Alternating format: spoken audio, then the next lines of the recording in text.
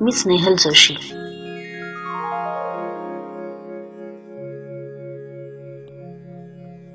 नमस्कार.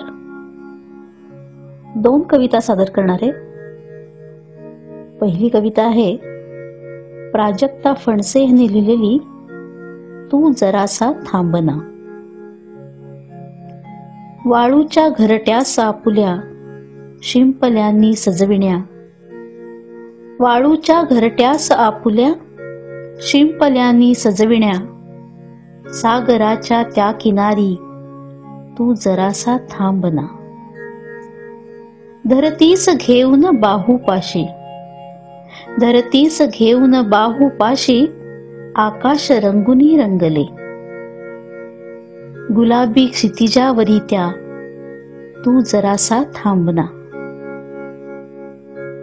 मैफिल अर्ध्यावरी परी, मैफिल अर्ध्यावरी परी सूर झाले पोरके, हिंदोळ्यावर सुरांच्या रे तू जरासा थांबना. पापण्यांच्या आड आपुली स्वप्न भेटच जाहली, पापण्यांच्या आड आपुली स्वप्न भेटच जाहली, लंघू नको त्या काजळाला तू जरासा थांबना. हरवलेले स्वप्न माझे ते कुठे तू सांगना, हरवलेले स्वप्न माझे ते कुठे तू सांगना, वेशीवरी स्वप्नातल्या तरी तू जरासा थांबना, वेशीवरी स्वप्नातल्या तरी तू जरासा थांबना, तू जरासा थांबना. माझ्या शाळेतील सहशिक्षिका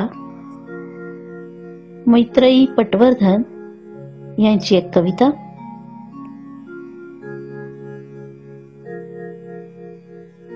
ती लाट आज किनाऱ्याकडे काहीशा ओढीनं येत होती.